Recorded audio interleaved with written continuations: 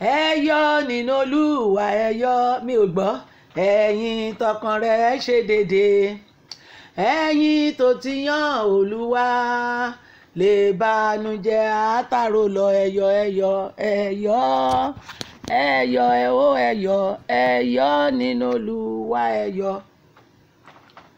ẹ yọ̀ gbẹ̀yìn èèyàn mi kì í ṣe ayọ̀ tìlẹ́ṣàn ni mò ń sọ ayọ̀ nínú Jésù àkórí ọ̀rọ̀ wa òní joy in the Son of God ẹ yọ̀ he came hello the Son of God came he came for you he came for me 1 John chapter 3 verse 8 to 15 joy in the Son of God purpose why he came ìdí tí Jésù ọmọ Ọlọ́run fi wá la fi ń yọ̀ lónìí ó gbọ́dọ̀ nídìí ẹni Wednesday ọjọ́ àdúrà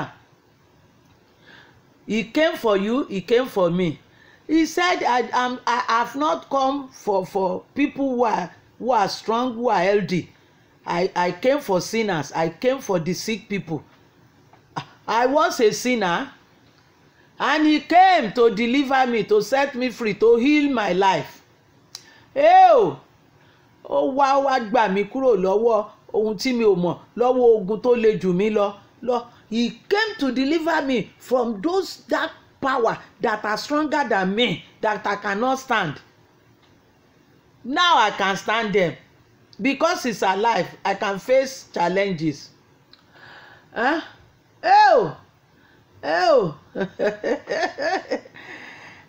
láyé àti lọ́run pẹ̀lú ọ̀rọ̀ rẹ̀ borí ohun gbogbo ó lágbára láti gbàlà ẹ̀yọ̀ ẹ̀yọ̀ ẹ̀yọ̀ ẹ̀yọ̀ ẹ̀yọ̀ ẹ̀yọ̀ nínú Olúwa you rejoice in the Lord he has the power to save you to deliver you to redeem you and that's why he came and thank God he did it Son of God he did it and he even he made more sons and daughters and I'm one of them and you are one of them you are one of them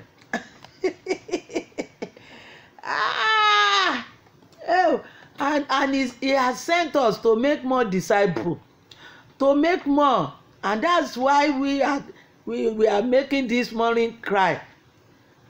You are part of it. You are in his plan. Satan is a liar. He's a liar. He can't hold you captive forever. Ó ní a gba àwọn òǹdè kúrò lọ́wọ́ ẹni tó mú wọn nígbèkùn. Ọlọ́run ó gbà ọ́ yóò tú ọ sílẹ̀. Iyè rẹ yóò sọ. Ọmọ onínàkínà iye ẹ̀sọ́ ńjọ́ kan.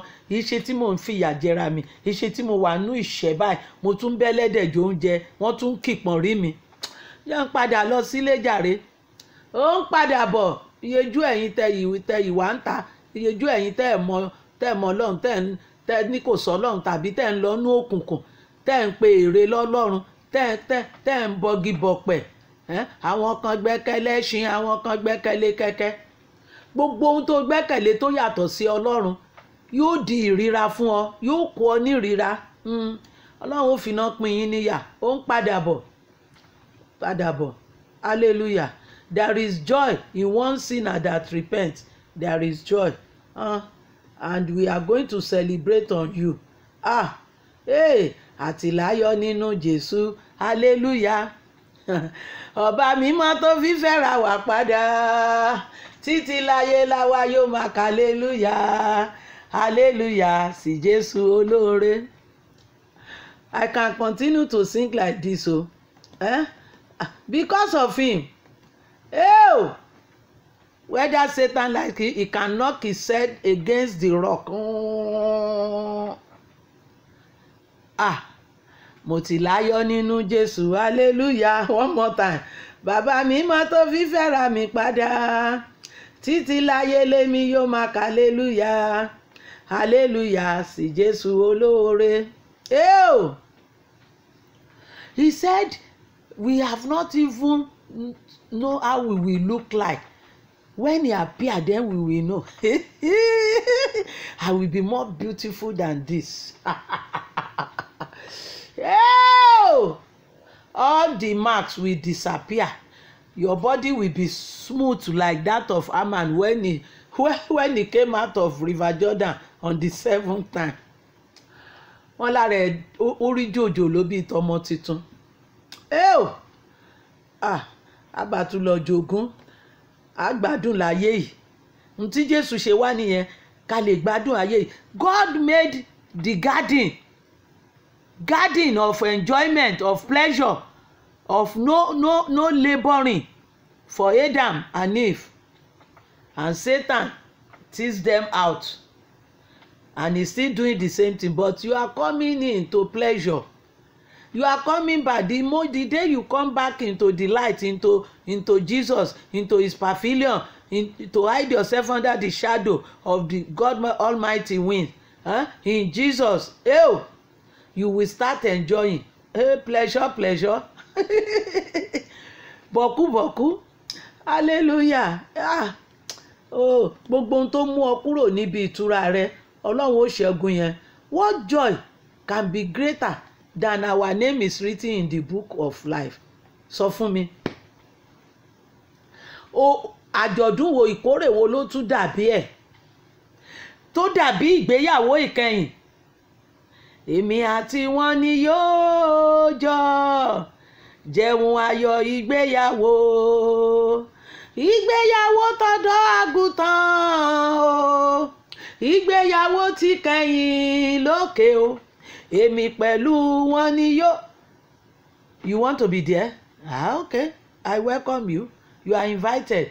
Give your life to Jesus today. As simple as that. Be born again. No sacrifice involved. Just be born again. You will be baptized and you will be filled with Holy Spirit. Síkè náà ló tọ́jú ẹ̀ dáadáa ló ní sọnù. Ẹ jẹ́ ká lọ gbàdúrà.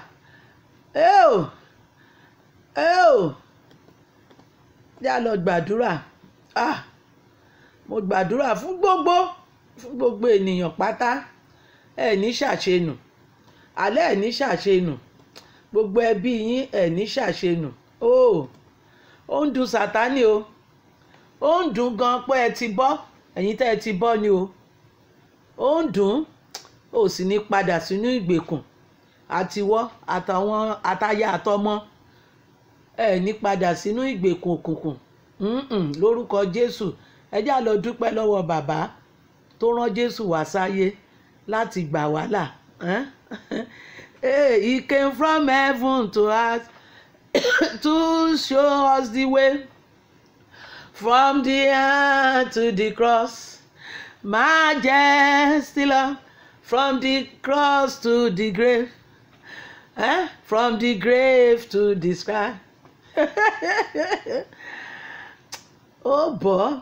Ẹ já lọ dúpẹ́ lọ́wọ́ Ọlọ́run fún ọmọ ẹ̀ tó rán sí wa, and he's ready to give us any additional thing. He said, seek ye the kingdom of God first, and all other things shall be added to thee. Thank God for that cross, the finished work on the cross, and all other things that God is adding to it. Ẹ já dúpẹ́ lọ́wọ́ Ọlọ́run fún àgbélébù yẹn tí Jésù farada àyà fún wa. Ó farada ìrora yẹn torí kémi àtìrẹ lè nígbàlà. Ó sì ní lẹ́yìn ìgbàlà yìí gbogbo nǹkan yòókù lòun ó fi kún. Yìn Ọlọ́run lógo. Àdúrà in Jesus name. Father, we say thank you. Bàbá àdúpẹ́ tẹ́ rán Jésù sáyé. Àdúpẹ́ iṣẹ́ ìgbàlà wa tó ṣe. We say thank you for the cross. We say thank you for the finished work on the cross. We say thank you for all other good things you are adding to it. We say thank you, mighty healer. You heal us. Hey, our deliverer, you deliver us. You break all chain, all shackle. You set us free, and we are free indeed. We say thank you for lifting us up. Our mediator, we say thank you. You keep even mediating for us till now. We say thank you. We rejoice. We rejoice that we know you. We say thank you for the day we ever met Jesus. Glory, Father, in Jesus' name. Amen. Amen and hallelujah. Ojú òní tì ọ́. Jẹ́ lọ gbàdúrà. Lord, if not for you, if not for your intervention, where will I be? Nbo ni bá wà? Ẹ̀gbọ́n náà tí ò bá ń ṣe pé Ọlọ́run dá sí ọ̀rọ̀ Pétérù Dorcas ń bo nìbá wà. Àwọn tó ń gbé sí ojú títì tó jìjì Pétérù wòsàn tó gbé dìde, báwo náà bá ti ṣe? Ọba kú sínú ìrora, ọba kú sínú ìyà. If not that Lord intervene and send angel to set Peter free. Dorcas, who Satan killed, and they sent for Peter, and Peter raised her back. What could have happened? What about those people who set all their sick people on the road, that the shadow of Peter fell on them and they were healed? What could have happened to them? What about the 3,000 souls? What about the 4,000? What about those people who rely on Peter? What could have happened to them?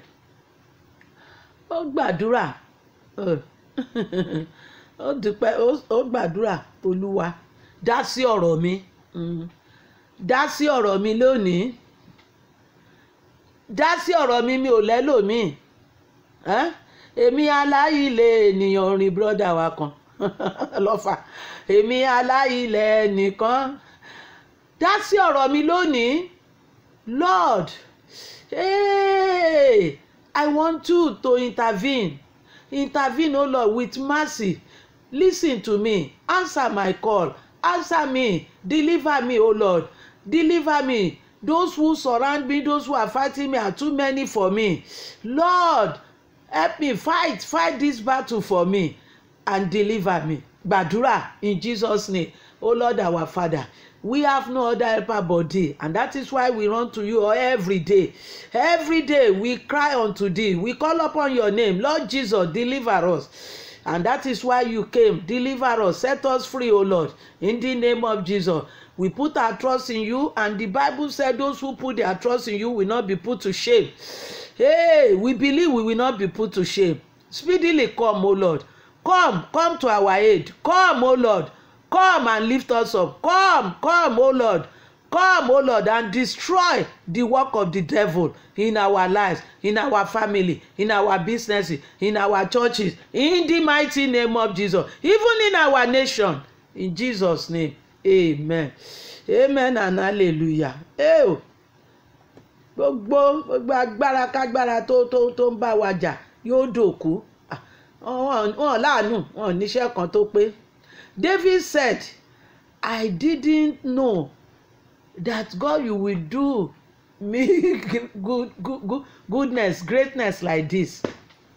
Nígbà tó Ọlọ́run rán wòlíì tó sọ àsọtẹ́lẹ̀ pé ọmọ rẹ ọkùnrin ni ó kọ́lé fún mi, yóò jókòó lórí ìtẹ́ yẹn. Ó bá jókòó lẹ̀ lónìí, Olúwa, n ò mọ̀ pé ó ṣe oore tó yìí báyìí fún mi. N ò mọ̀ pé ó Ọlọ́run tó tún mú ìjọba yẹn lọ sọ́dọ̀ wọn mọ̀ ẹ́. Torí ohun tí Jésù ṣe wá fún wọn náà nìyẹn. Kò ní parun lórí mi. Oore tọ́lọ́run ṣe fún mi, kò ní parẹ́ lórí mi. Kò ní parun lórí mi. Yóò ràn wọ́n ọmọ mi, yóò ràn ọmọ. Lórúkọ Jésù.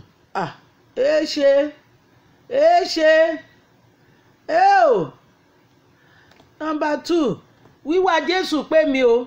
Òótọ́ ni mo sọ fún yín, ó pé mi gan. Wíwá Jésù ó pé mi. Ṣó pé ẹ?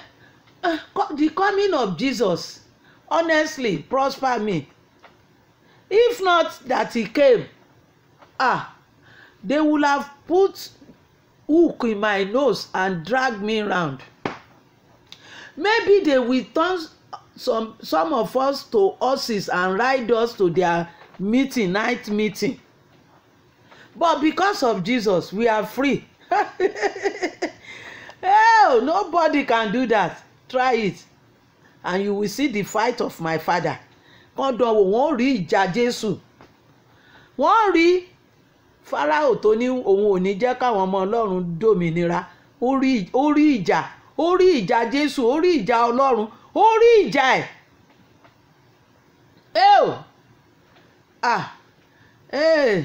Ẹ tí ì rí nǹkan kan sẹ́. Alẹ́ ẹ̀ tí ì rí nǹkan kan. Ẹ tí ì rí nǹkan kan. Jésù yóò dán mẹ́wàá wò níbi tó ń mú wa lọ yóò mú wa débẹ̀. When King Saul was pursuing David, he was pursuing David. David did not fight with him on the throne. He did not pursue him, but he was pursuing David. Hey, kò mọ̀ pé wọn ò tí ì rí kankan. Wọn ò tí ì rí kankan. David ló lo bẹ̀, òun ló láàyè ẹ̀. Ìwọ ló lo àyè yẹn. Àyè tọ́lọ́run fún mi èmi ní lò ó. Àyè tọ́lọ́run fún ọmọ mi ni ó lò ó lórúkọ Jésù. The position the Lord has given to me in his plan, I will use it, I will enjoy it. My children will enjoy their own position in the name of Jesus. Nobody, no witchcraft will remove me from my position in Jesus' name. Ibi tán ní kí gbégbé wa má gbé ni ó gbé o. Ibi tán ní kí tẹ̀tẹ̀ wa má tẹ̀ ni ó tẹ̀. Àfi tí ò bá pẹ̀lú ibi tọ́lọ́run fún wa. Gbogbo ibi tọ́lọ́run fún wa, àyè gbà mí ni fún wa. Bó bá nídìí ká jà ń bẹ́ ajá. Nehemiah náà jà, ó sán Dàmọ́dì, ó jagun ìgbàgbọ́, ó parí ìlérò di gómìnà. Orúkọ rẹ̀ wọ inú ìwé. Orúkọ mi ti wọnú ìwé, kò ní kúrò ńbẹ̀. Number 3, we belong to Jesus. We belong to Jesus. We belong to the Lord. Hallelujah. We belong to Jesus. We belong to Jesus. We belong to you, Lord. We belong to him. We belong to Son of God.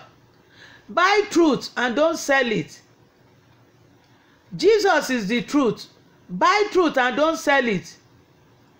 We belong to Jesus, and nobody can change that one. People have known me.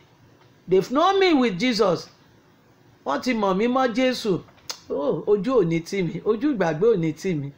Ojú ò ní tì gbogbo ẹ̀yin tẹ́ ẹ dúró tẹ́ ẹ gbàgbọ́. Gbogbo ẹ̀yin tẹ́ ẹ dúró ní word of faith. Ojú ò ní tì yín. Ojú ò ní tì yín. Jésù lẹ rọ̀ mọ́. Yóò sì fà yín sókè. Ẹ ní jábọ́. Number 4, God did not regret. He did not regret sending Jesus to the world. See how many of us he has saved. God did not regret that he sent Jesus to the world. He was mocked, he was put to shame, he was persecuted, they challenged him, they spat on him, they nailed him on the cross. God did not regret. See how many of us are now sons and daughters of God. Through that cross, through that assignment. See how many of us. Ọlọ́run ò ní kábàámọ̀ pé òun yàn mí. Pápá ẹ̀yin ìránṣẹ́ Ọlọ́run, mo bẹ̀ yín ni ẹ jọ̀ọ́ nítorí Ọlọ́run. All those who call themselves Christian, I'm begging you in the name of Jesus. Don't let Jesus regret choosing you. We have many people that are using faith, that are not going to church, and they are not called Christian, but they are using faith. They are making it. They are prospering. They are not cheating. They are using faith, real faith. After all, Abraham used faith before Jesus came. Moses and others, Joshua, they used faith. Caleb used faith before the grace. Ẹ já lọ gbàdúrà. Don't let God regret that he gave you gift, because that faith is given to you. You didn't pay for it. The grace, the faith, is mercy. What sacrifice did you make for them? Bàbá ronú jinlẹ̀, mo rí Ọlọ́run. Ó ní mo ronú jinlẹ̀, mo sì sọ pé o ṣé o. Ṣé ohun tá a fi sanre fún nìyẹn? Ṣé ohun tá a fi sanre fún Jésù pé ó wá sáyé nìyẹn? Ẹ já lọ dúpẹ́. Let's go and thank God. Is that how you are going to repay God? Is that how you want to pay him back? For choosing you, for giving you faith, for opening the door of grace to you and mercy. Is that how you will pay him back? Man tere lobo ìṣèkèlè. Kábíyèsí Ọlọ́run, kábíyèsí o, bàbá àánú, ẹ ṣàánú fún wa o. Have mercy on us, have mercy on us, have mercy on us, have mercy on us, especially we that call ourselves Christian. Have mercy on us, have mercy on us. Father Lord, I pray for my people as they are going out. Hey, those who call you, you promise you will answer them and go out with them.